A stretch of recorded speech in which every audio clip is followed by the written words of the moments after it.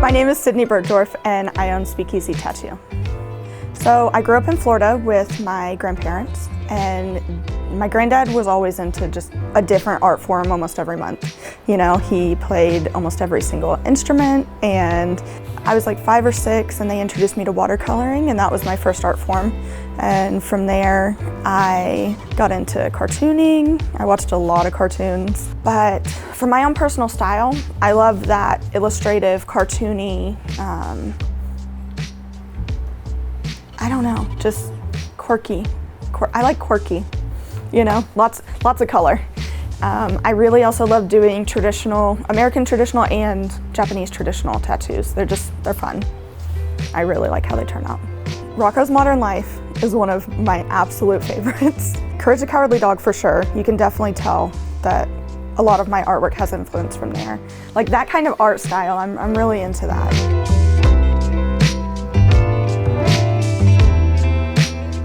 That I've been drawing since I could, I've been drawing since I could hold a pencil, to be honest. Like I've always been like really fidgety with my hands, and so if I'm doing anything that doesn't have to do with my hands, I have to be doodling. It kind of fell into my lap a little bit, actually, and I'm really happy about it. I was teaching at the college, and a student came up to ask me a question and saw that I was doodling and was like, "Can I get that as a tattoo?" And I was like, "Really? Sure." And he was like, "You'd be a really great tattoo artist." And I was like, oh my gosh, I could never poke people for a living. You know what I mean? I could never stab people all day. And I jokingly mentioned it to my tattoo artist at the time. Her name is Sierra in Pensacola. And she was like, "Yeah, I think you would be a good tattoo artist." And I was like, "Why have you never told me this?" And she was like, "I don't know.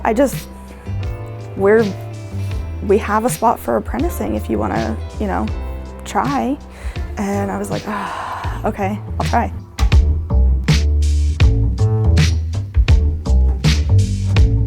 So my first tattoo, I did it on one of my very good friends.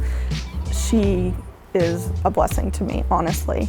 She was like, "I want your first tattoo so that I can get whatever you did, you know, in the very beginning, and then get your tattoo once you've gotten really good, and then I can show people the progress." And I'm like, "You're such a beautiful person."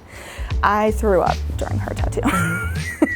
Yeah, I was so stressed. I didn't throw up on her. I had to run to the bathroom. But yeah, I was that stressed out. Then the next time I was really, really stressed out for a tattoo was when I was freehanding my first tattoo, because the stencil wasn't working. The guy wanted it on his elbow, and it was my first freehand. And I was like, I'm just gonna go for it. And the whole time I'm sweating. I'm like, oh my God, oh my God, oh my God. But it turned out really good, and I was really proud of it. And since then I've done 4 freehanded tattoos, and I've been really happy with them.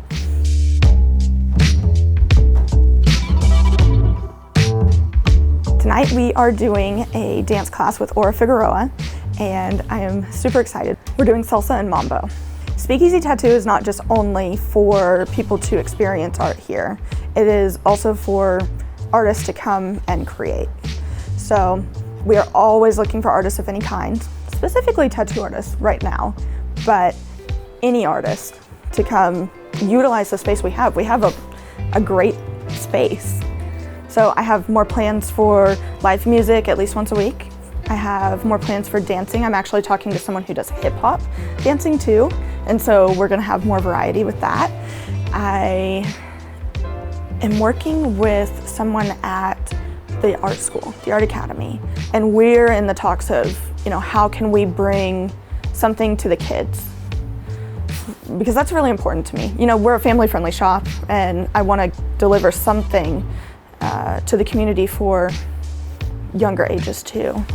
It's important to me to offer somewhere for all ages, because not everybody has the ability to pay for a babysitter or, you know, get away from their children, and I think it's still important for them to be able to come to dance, to be able to go to an art class, to be able to get a tattoo even. My goal for Speakeasy Tattoo is for it to be a creative hub for the community. So yes, we do tattoos, but more than that, we do dance classes, we do live music. I really want to start doing art classes for kids and adults if they want it. but I just want it to be somewhere like you can come and create, because that's important to me. I feel like everyone needs somewhere like that.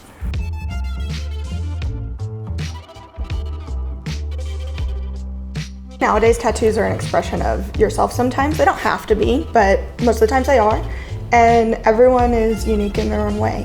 So it's very important to me to give someone a tattoo that is in line with that.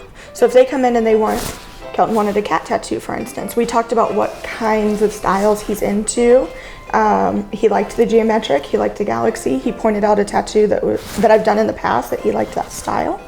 So we had a few different mock-ups, and we ended up on this one that I think is a perfect representation of what you like. Yeah.